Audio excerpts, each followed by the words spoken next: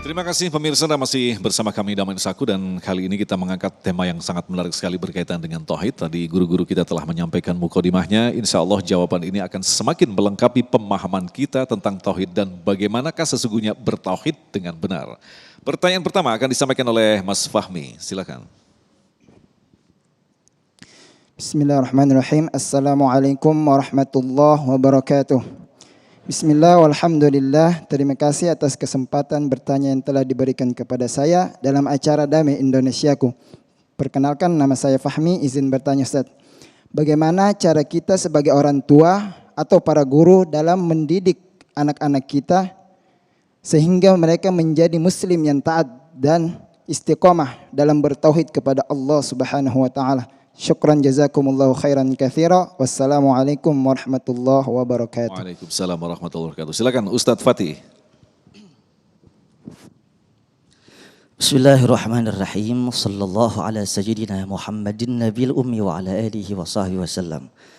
Akhinal mahbub Bang Fahmi yang dimuliakan Allah.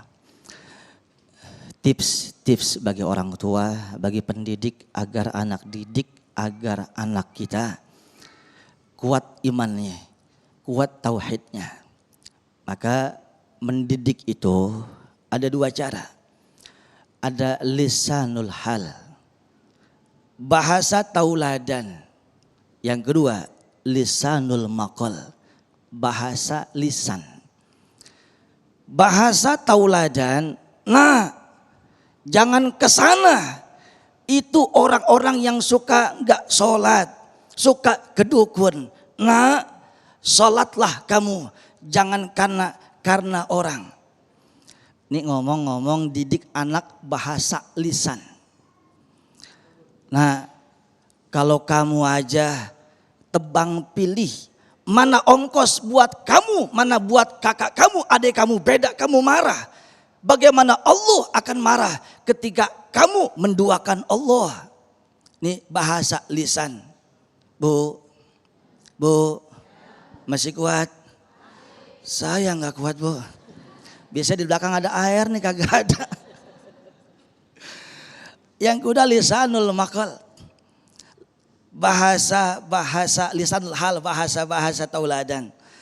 Guru kita, ada orang ia sholat qobliyah ba'diyah, kagak ada orang sholat qobliyah ba'diyah. Baca Quran, ada orang baca Quran, kagak ada orang baca Quran. Maka syirik itu tipis, sangat halus kata Rasulullah. Syekh Ibrahim bin Adham mengatakan, al-amal li ajlin nas syirkun wa tarkul amal li ajlin nas riyaun. Allahu Akbar. Kang Fahmi, kita beramal ibadah karena manusia. Kita beramal ibadah karena orang. Kepentingan dunia, pengen ponten dari orang, maka itu adalah syirkun, perbuatan syirik. Tadi menyampaikan, meneruskan dari guru kita, Ustadz Soleh Mahmud, Syekhah Rabi'ah Adawiyah. Suatu saat beliau berdoa, ya Allah, ya Rabb, seandainya saya selama ini beribadah karena pengen masuk surga, jauhkan saya dari surga. Ya Allah, ya Rabb, seandainya saya selama ini ibadah karena takut masuk neraka, rendam saya di neraka. Ini kalimat-kalimat mutiara didengar oleh muridnya. Bu Nyai, bukankah kita ibadah pengen masuk surga? Bukankah kita ibadah karena takut masuk neraka? Sehingga konsep di dalam tasawuf, hasanatul abror, sayyatul muqarrabin. Keburukan-keburukan, mohon maaf, kebaikan-kebaikan orang awam itu adalah keburukan orang-orang yang dekat kepada Allah. Kamu duha pengen uang, saya mah enggak, biar Allah sayang. Kamu ibadah pengen masuk surga, kamu tahu tidak, surga itu makhluk. Kalau kamu ibadah karena makhluk, syirik. Gitu. Saudara yang saya muliakan, maka inilah dia, tanamkan kepada anak kita. Tauhid itu sangat luar biasa. Kalau orang itu dimadu, orang itu dikecewakan, apalagi Allah yang maha cemburu. Dan jangan lupa, doakan kepada anak, Allahumma tsabbit qalbi ala dinik. Ananda, inilah doa yang diajarkan oleh Rasulullah kepada semua sahabatnya. Allahumma tsabbit qalbi ala dinik. Ya Allah, tanamkanlah iman kepada hatiku dengan sebaik-baiknya. Insya Allah barokah. Amin, amin. Ya Rabbal Alamin. Baik, selanjutnya Ibu Eva. Silakan Bun. Bismillahirrahmanirrahim. Assalamualaikum warahmatullahi wabarakatuh. Kepada para ustadz, kami mau bertanya, bagaimana hukumnya apabila kita ingin memanjatkan suatu doa atau mempunyai hajat, kemudian kita minta kepada Allah, tetap minta kepada Allah, tapi dengan perantara atau bertawasul dan bertabaruk dengan orang-orang solih ataupun dengan amal-amal solih yang pernah kita kerjakan. Ya, terima kasih Ustadz. Assalamualaikum warahmatullahi wabarakatuh. Assalamualaikum warahmatullahi wabarakatuh. Ini pertanyaan menarik sekali. Ustadz Tile, silakan. Ya, terima kasih Ibu Eva, pertanyaan yang sangat luar biasa, biasa di luar. Alhamdulillah pertanyaan ini Masya Allah, bagaimana hukumnya ketika kita berdoa kepada Allah, meminta kepada Allah melalui wasilah para alim ulama, para orang-orang yang soleh. Ini memang sangat dianjurkan bahwa kita merasa bahwa diri kita itu enggak ada apa-apanya di hadapan Allah. Orang yang awam ilmu, awam pengetahuan, dan kita serahkan, kita minta doa, titip doa kiai, guru, ya ustazah, doain saya supaya saya segala dalam kehidupannya Allah berikan kemudahan, kelancaran. Doain saya ustazah biar supaya laki saya kagak, ya begitu dah umpama. Ya contohnya ibu, ayo dulu. Kayak lu, bisa aja met. Resen nih si solder. Soulmate. Jadi intinya kita Rasulullah Shallallahu Alaihi Wasallam, beliau Rasul Bu, orang yang dikasihi, yang sangat dicintai dan kekasihnya Allah. Tetapi Allah memberikan wahyu melalui wasilahnya malaikat Jibril. Bisa aja Allah langsung, nih Nabi Muhammad wahyu, nih Nabi Muhammad wahyu. Kenapa? Melalui wasilah malaikat Jibril alaihissalam. Ini pelajaran buat kita bahwa setiap kita pengen mengharapkan wasilah. Wasilah itu penting. Kenapa? Karena wasilah ini kalau ibarat bahasa sekarang calo. Ada calonnya gitu, ada yang pengantar, apa sih namanya, penghubung, bukan broker, apa sih namanya, ya penghubung dah, mediator gitu. Iya, mediator ya. Ini KPK juga Bu, ya Komisi Pancer Kiai, KPK. Hai deh. Jadi wasilah itu penting. Kenapa? Karena kita kepengen doa-doa kita itu disampaikan melalui mereka, ya enggak? Disampaikan oleh Allah melalui mereka yang orang-orang yang kita yakin orang alim, orang yang soleh, orang yang lebih dekat kepada Allah. Maka kita penting. Jadi hukumnya nggak ngapa-ngapa Bu. Yang penting kita mintanya bukan sama dukun, sama itu orang yang mintanya kepada wasilahin, kepada mereka, tapi melalui guru-guru, dan insya Allah yakin doa-doa orang yang soleh itu dikabul, diijabah oleh Allah Subhanahu Wa Taala. Kenapa sih kita datang ziarah ke makam-makam para aulia, para solihin? Itu kenapa? Satu, mengharap agar doa kita kepada Allah dikabul, diijabah melalui kesolehan orang-orang tersebut. Gitu. Jadi boleh hukumnya. Enggak ngapa-ngapa, yang enggak ada istilah jadi syirik, enggak ada. Yang penting mintanya jangan sama orang, ya Bu. Ya minta sama orang, jangan minta sama orang. Minta, kalau minta boleh, ya minta duit. Ya. Ya rasanya ya soulmate. Nah, mudah-mudahan itu Bu. Boleh Pak, ya ntar kalau kurang puas ya nyari kepuasan di luar. Ya silakan. Terima kasih Ustadz. Selanjutnya Mas Hafiz yang akan dijawab oleh Ustadz Soulmate, silakan. Bismillahirrahmanirrahim. Assalamualaikum warahmatullahi wabarakatuh. Terima kasih sudah diberikan kesempatan oleh tim TV One dan Damai Indonesiaku. Saya izin bertanya kepada Ustadz Soulmate, yakni saya pernah dengar bahwasanya tauhid itu terbagi 3, yakni uluhiyah, rububiyah, sama asma wa sifat. Saya minta penjelasannya mungkin dengan bahasa yang mudah dipahami bagi orang awam seperti saya ini. Terima kasih, sekian dari saya. Wassalamualaikum warahmatullahi wabarakatuh. Waalaikumsalam warahmatullahi wabarakatuh. Saya tidak termasuk golongan yang mengenal konsep itu. Jadi saya tak bisa menjelaskan. Konsep itu punya saudara kita di sebelah.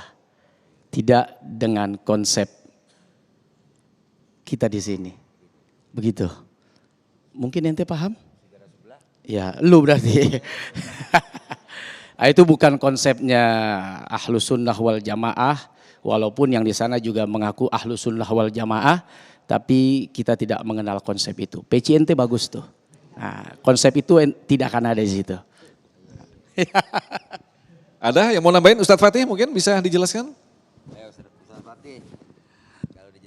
Kalau saya jelasin geroyogin dari mah. Sebenarnya sama-sama aja. Kalau orang sono mah kan kagak mau sama kita.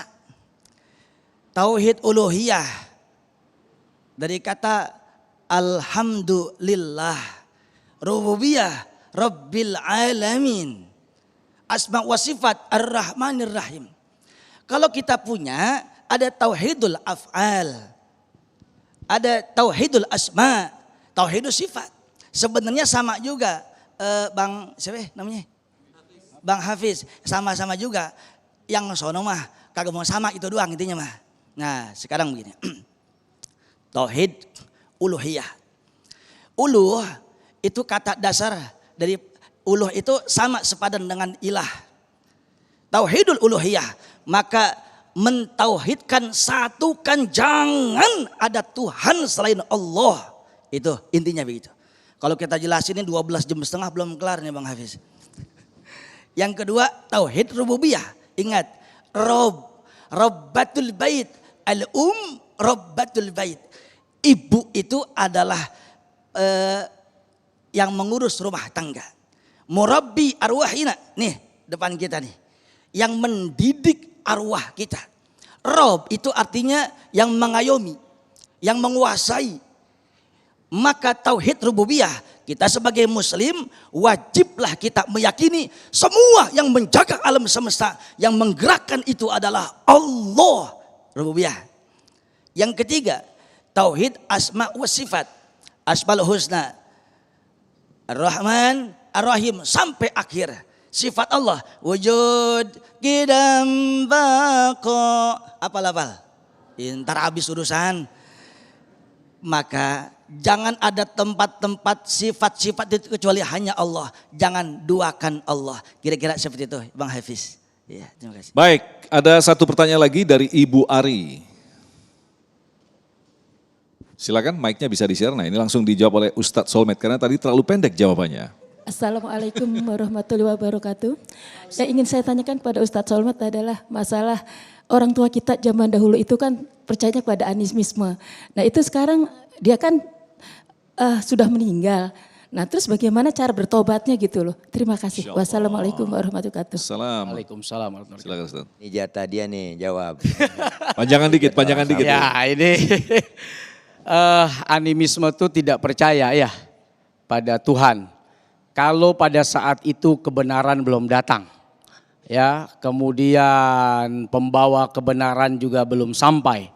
Sehingga saat itu mereka tidak tahu tentang keimanan, tentang keyakinan, tentang akidah. Maka bisa saja mereka masuk pada masa fatrah, masa kesucian, masa yang dianggap tidak memiliki beban. Karena memang mereka tidak mendapatkan pesan kenabian, tidak mendapatkan pesan kerasulan, tidak mendapatkan pesan ketuhanan. Nah, mudah-mudahan Allah Subhanahu wa taala membebaskan mereka semua dari api neraka. Kalau seandainya risalah itu belum sampai, kebenaran itu belum sampai, dakwah itu belum sampai.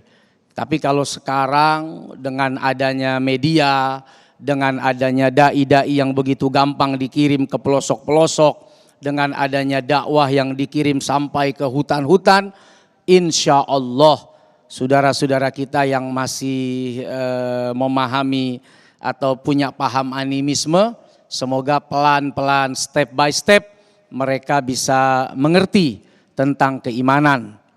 Insya Allah mudah-mudahan. Ya, semua itu kembali kepada penilaian Allah Subhanahu wa taala di masa lampau yang kita tidak pernah tahu keadaannya seperti apa. Nah, kalau keadaannya memang mereka tidak tahu apa-apa tentang Islam, tidak ada yang membawa pemahaman dakwah Islam, tidak ada informasi tentang Islam, bagaimana mereka mau masuk Islam? Bagaimana cara mau masuk Islam? Bagaimana mengenal Tuhannya di dalam Islam? Tidak ada, tidak tahu, belum sampai.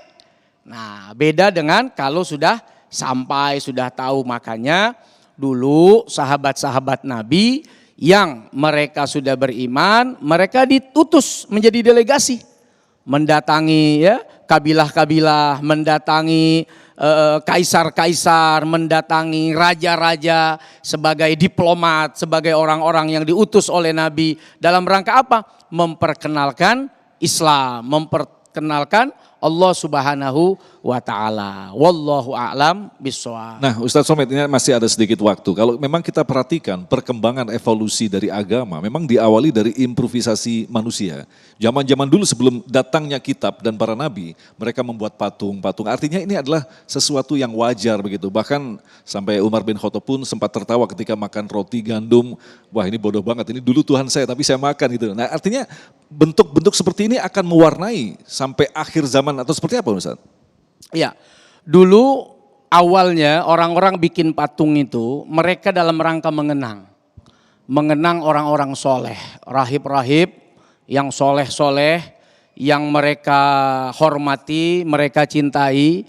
Nah, untuk mengenang itu kan belum ada foto, ya mereka bentuklah dalam rangka untuk mengenang jasa-jasanya, kebaikan-kebaikannya, kemudian ilmu-ilmunya. Tapi pada akhirnya setan datang menggoda. Dari rasa cinta muncul takjub yang ujung-ujungnya menjadikan dia sebagai Tuhan. Itu pertama. Itulah kenapa ini ulama kemudian membedah. Kenapa Rasulullah SAW kita nih umatnya diminta untuk bersolawat. Secinta apapun kita kepada Nabi, sedalam apapun rindu kita kepada Nabi, solawat itu isinya doa. Hanya makhluk yang pantas dikirimi doa, bukan Tuhan. Tidak ada saudara bilang, ya Allah semoga engkau maha kuat, semoga engkau maha pengasih. Kudoakan ya Allah semoga engkau baik ya. Enggak. Tapi Allahumma salli ala Sayyidina Muhammad, itu adalah doa dari makhluk kepada makhluk. Jadi tujuannya apa? Dalam rangka menguatkan keimanan. Secinta apapun kamu kepada Nabi Muhammad sallallahu alaihi wasallam, dia adalah makhluk. Serindu apapun kamu kepada Nabi Muhammad sallallahu alaihi wasallam, dia adalah makhluk yang kemudian kamu bersolawat kepadanya. Masya Allah. Baik, terima kasih Ustadz. Kita akan dengarkan kesimpulan dari guru-guru yang kita cintai tentunya selepas pesan-pesan berikut ini. Tetaplah bersama kami, Damai Indonesiaku.